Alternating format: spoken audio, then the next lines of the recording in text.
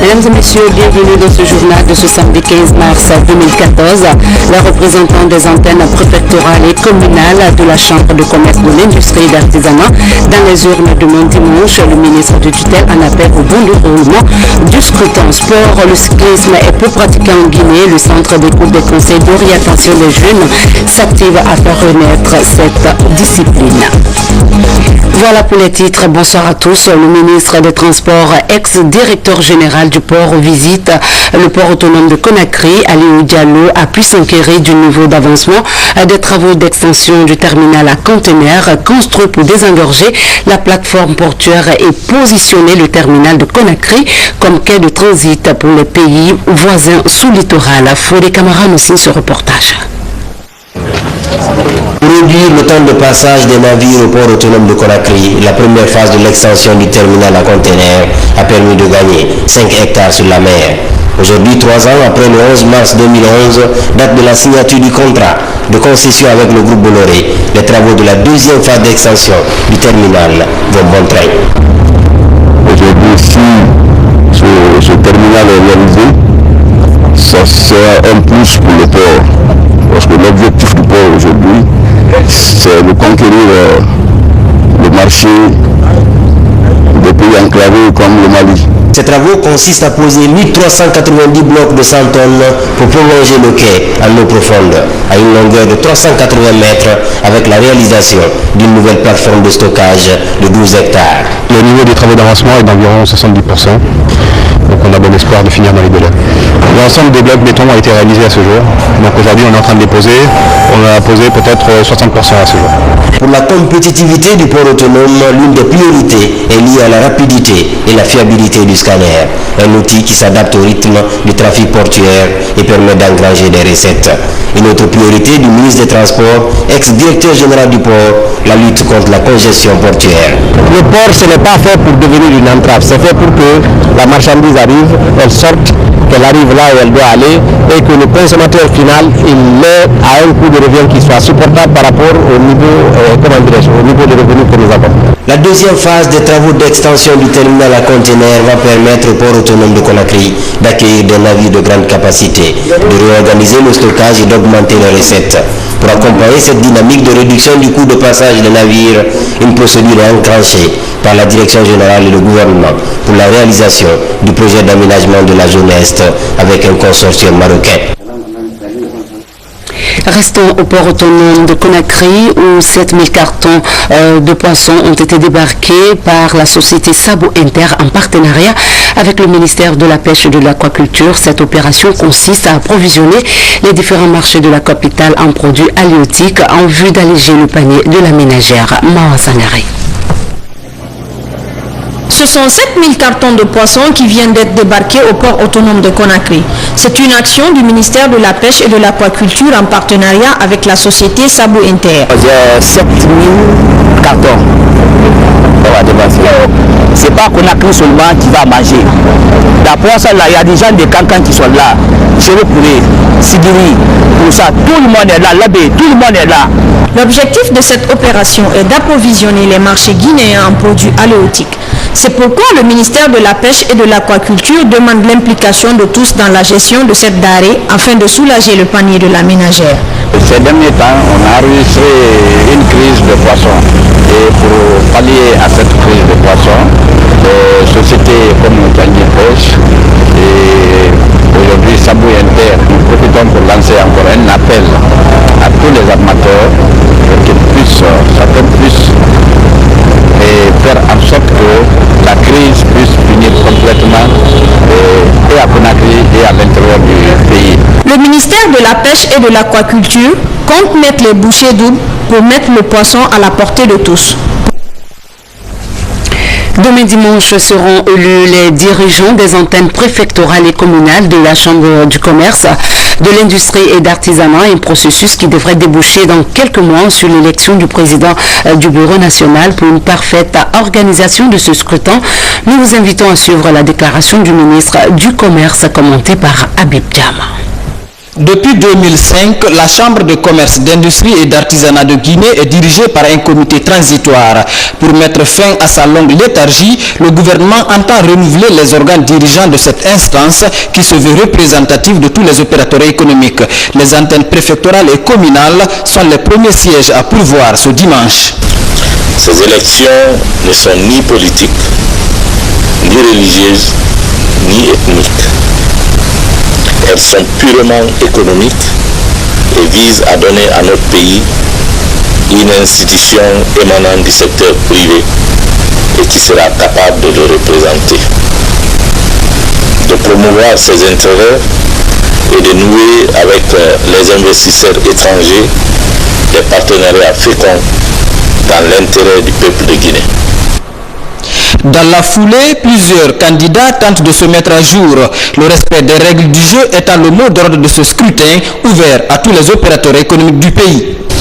J'invite tous les opérateurs économiques qui ont rempli les conditions et qui sont inscrits sur les listes électorales à aller massivement voter dans le calme et la sérénité.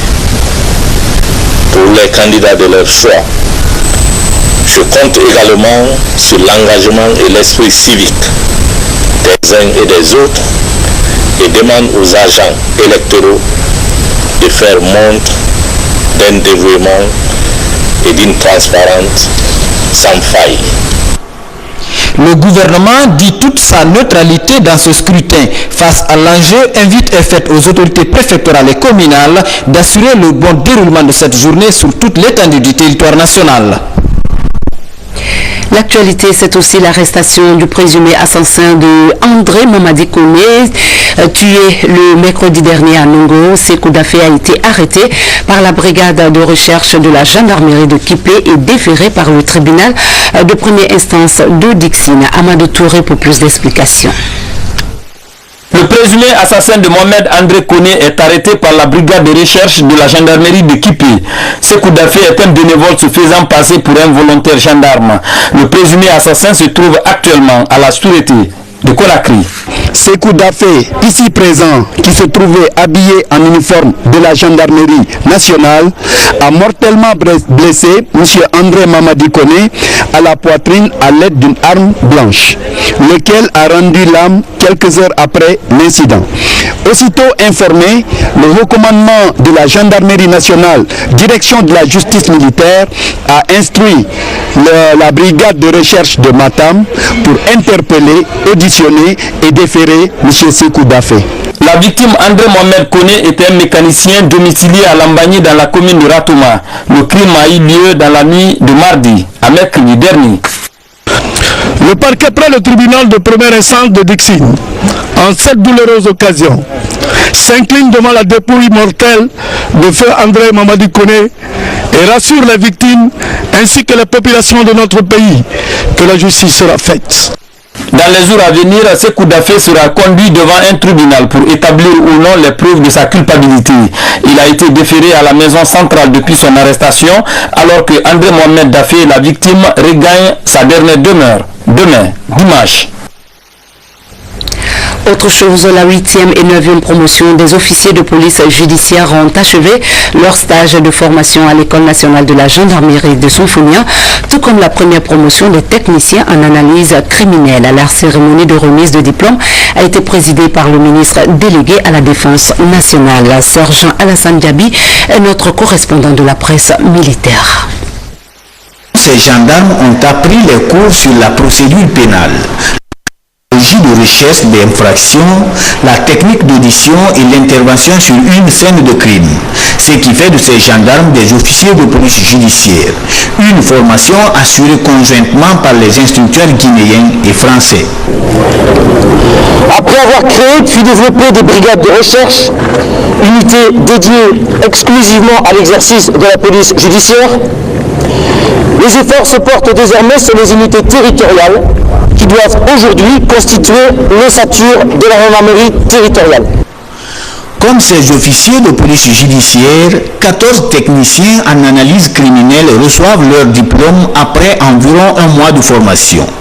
Une formation qui s'inscrit dans le plan de modernisation de la gendarmerie nationale. Cette formation cadre avec le programme de réforme du secteur de défense et de sécurité enclenché dans notre pays sous la direction du président de la République en chef des forces armées. J'apprécie à sa juste valeur le progrès remarquable enregistré par le haut commandant de la gendarmerie nationale, directeur de la justice militaire et l'ensemble des forces de gendarmerie dans le domaine de la formation en vue de valoriser de nouvelles méthodes de travail des militaires de la gendarmerie nationale qui crédibilisent des enquêtes de tout genre menées sur le terrain. Pour sa disponibilité au rayonnement de la gendarmerie nationale, le ministre délégué à la défense nationale est gratifié d'une canne. Une cérémonie marquée par la prestation des Amazones de la gendarmerie nationale. Vous prenez de l'âge, vos reins aussi, c'est le thème de la journée mondiale du rein. Cette célébration en différé est mise à profit pour faire le bilan des efforts dans la lutte contre les maladies rénales, mais aussi définir de nouvelles approches dans la prise en charge en Guinée. Cette date a été marquée par une journée scientifique à l'université Gamal Abdel Nasser de Conakry. Sori de Kera nous signe ce reportage. Informer le grand public et les pouvoirs politiques sur les dangers que représentent les maladies rénales, c'est le principal message de la célébration de la 9e journée internationale du rein. En Guinée, les spécialistes de la néphrologie se mobilisent pour porter haut la sensibilisation autour de l'insuffisance rénale. L'âge étant un des facteurs essentiels de risque de la maladie, les personnes âgées de 60 ans et plus sont au cœur de la journée. Le risque d'être malade, c'est d'abord l'alimentation. Il faut soigner ce qu'on mange. Pas trop salé, pas trop sucré, pas trop gras. Et il faut faire attention à son corps. L'exercice physique régulier. Même si on ne peut pas pratiquer le sport, la marche, c'est important. Éviter les toxiques. Les fumeurs doivent arrêter. Au cours de cette journée commémorative, l'accent est mis sur le taux de prévalence des maladies rénales, mais aussi les stratégies de prise en charge. Réunis au sein de l'association des hémodialysés et transplantés de Guinée, les malades se félicitent de la tenue de telles journées. Parce que nous la subissons et nous avons compris que ce n'est vraiment pas une fatalité comme les gens le pensaient avant. Depuis l'an 2010, je veux dire depuis l'avènement de la Troisième République, alors les hémodialysés de Guinée ont commencé à connaître un grand soulagement. Le nombre de malades rénaux est estimé à ce jour à 600 personnes par an en Guinée. Un chiffre qui pourrait doubler en 10 ans si rien n'est fait pour accroître les capacités du Centre national d'hémodialyse dans la prévention de la maladie. C'est ainsi qu'un projet de formation a déjà touché 72 médecins en néphrologie à l'intérieur du pays. Un projet qui devrait être suivi de l'ouverture des unités de proximité tant à Conakry que dans les capitales des régions naturelles. Fin du téléthon organisé par le Lions Club Montloura sur le diabète. À travers cette campagne d'information et de sensibilisation, le Lions Club prouve une fois de plus sa solidarité en faveur de la population guinéenne. Son président est au micro de Salioba. Nous avons voulu démontrer que les Guinéens sont solidaires, qu'ils peuvent venir au secours d'autres Guinéens malades. Ils ont répondu à notre appel, donc je voudrais profiter de vous entendre remercier les uns et les autres et dire que cet élan de solidarité nous va droit au cœur et nous allons désormais inscrire le diabète comme étant œuvre majeure de notre club, le Lions Club Conakry Montloura, afin d'aider ces personnes malades, disons ces personnes qui souffrent de cette maladie, pour leur dire qu'il y a espoir. On peut vivre avec le diabète si on se prend en charge.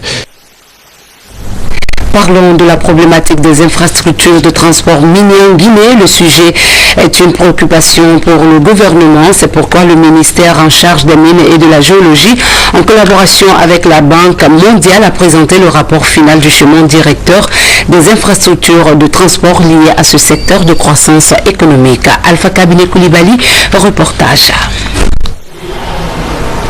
Le gouvernement guinéen, en collaboration avec la Banque mondiale, a engagé une étude sur le développement des infrastructures auxiliaires de transport minier. Après une année d'études, un schéma directeur des infrastructures minières a été élaboré. C'est justement pour présenter le rapport final de ce schéma directeur des infrastructures auxiliaires aux mines que se tient cette rencontre. Ce schéma permettra de redémarrer toutes les activités minières en Guinée.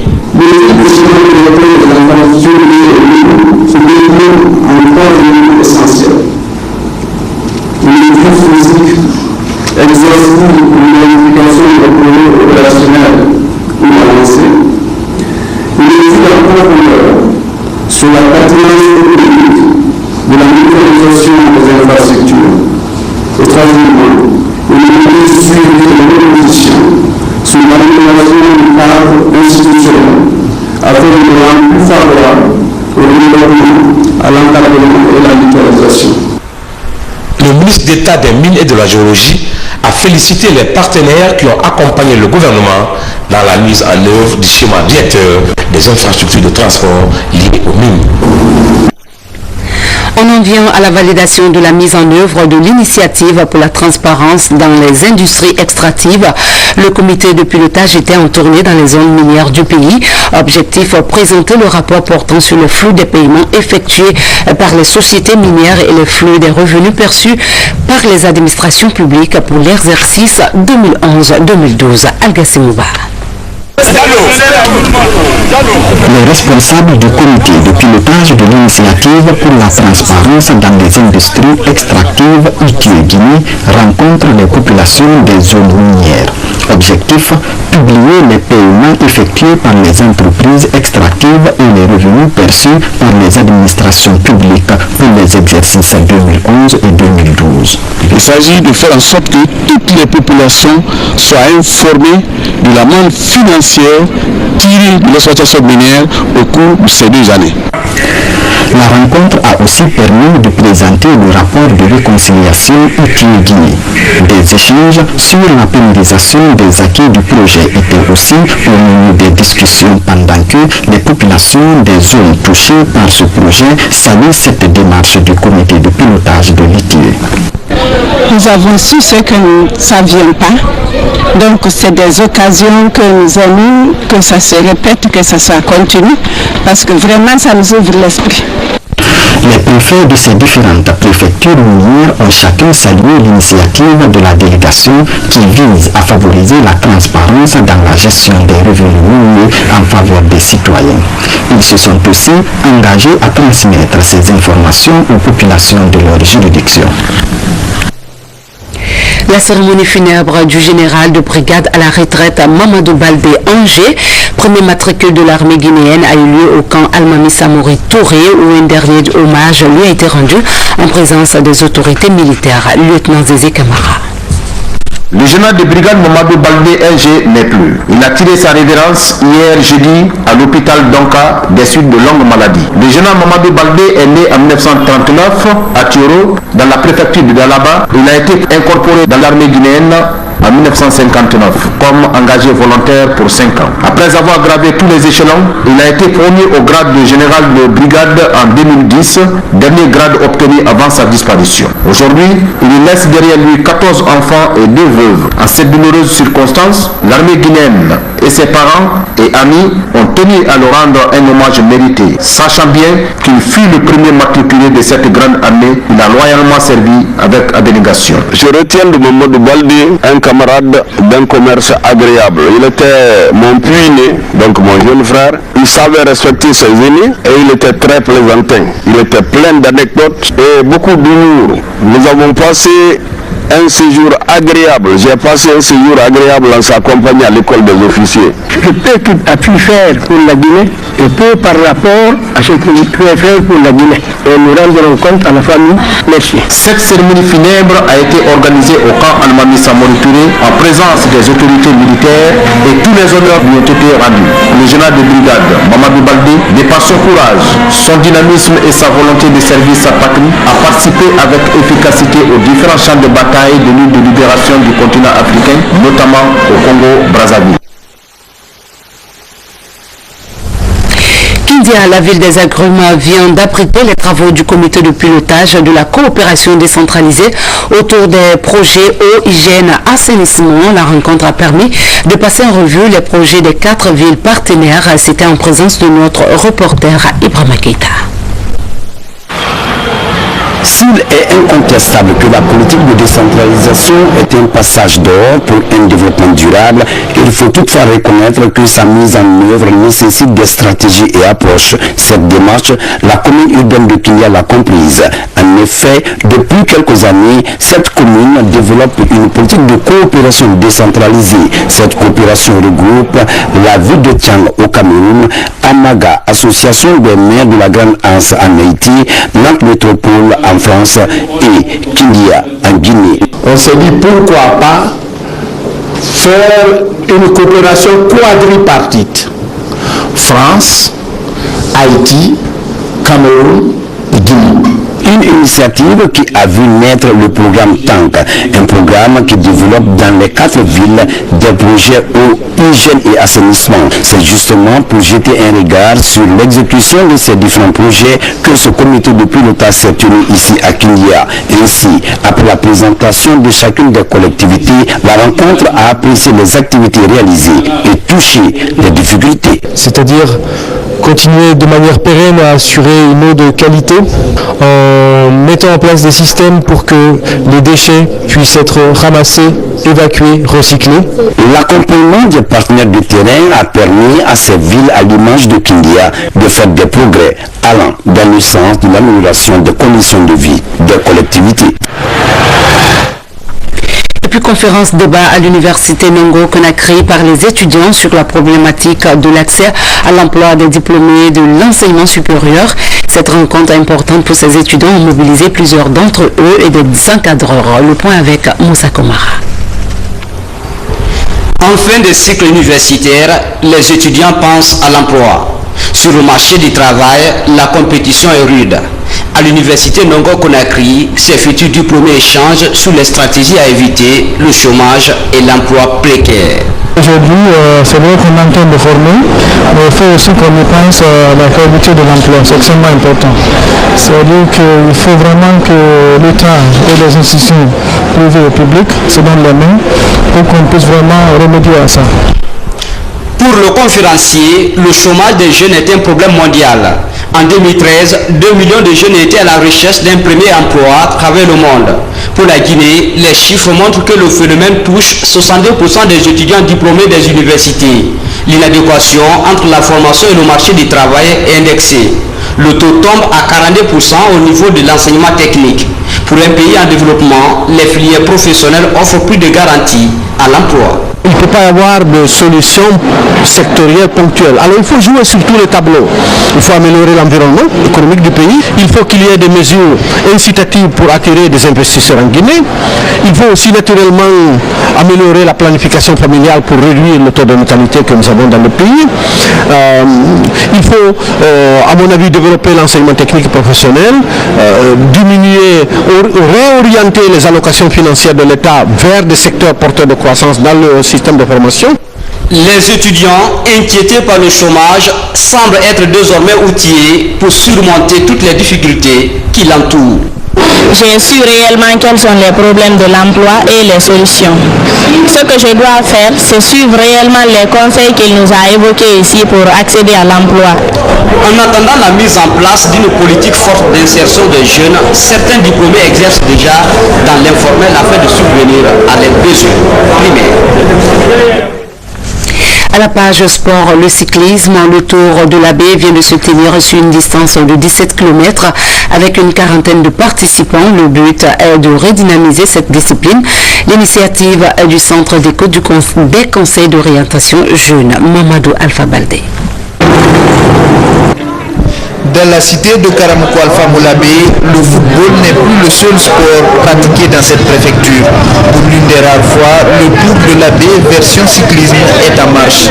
Le coup d'envoi est donné au stade préfectoral Elhadji Saïfoulaye Diallo de la Baie. Une quarantaine de coureurs nationaux et étrangers se mesurent sur une distance de 17 km. Il a fallu 35 minutes pour voir le premier franchir la ligne d'arrivée. Je suis très satisfait si j'arrive là-bas vraiment soulagé.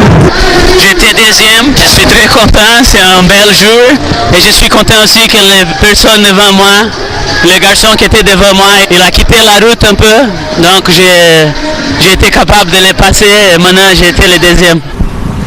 Initié par le SECOS, Centre d'écoute des conseils d'orientation jeunes, ce tour de la baie vise à renforcer les liens d'amitié entre les jeunes de la ville et contribuer au renforcement du cyclisme dans notre pays. Nous avons une vocation, un esprit sain dans un corps sain.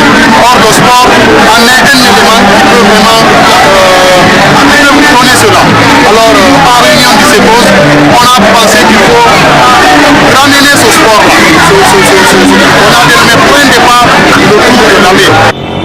Le cyclisme est un sport peu pratiqué en Guinée. À travers ces compétitions organisées dans l'arrière-pays, de nouveaux talents devraient bientôt sortir de l'ombre pour faire rayonner le cyclisme guinéen. Et puis cette bonne nouvelle pour le football guinéen suite à la réserve portée par Raja de Casablanca au sujet de l'éligibilité du joueur Mohamed Kamara du club Oroya AC. La commission d'organisation des compétitions inter-club de la CAF confirme l'éligibilité de Mohamed Kamara au sein du club Oroya AC et rejette la réserve formulée par le club RCA. La commission estime qu'il s'agit d'un litige financier entre les deux clubs qui n'empêche pas l'enregistrement du joueur au club Oroya AC. Le Oroya peut donc poursuivre sereinement son chemin dans le champion League africaine. Voilà, c'est avec cette victoire du Oroya AC que nous bouclons cette édition. Merci à vous de l'avoir suivi et très bon week-end en compagnie des programmes de la télévision nationale. Bonsoir à tous.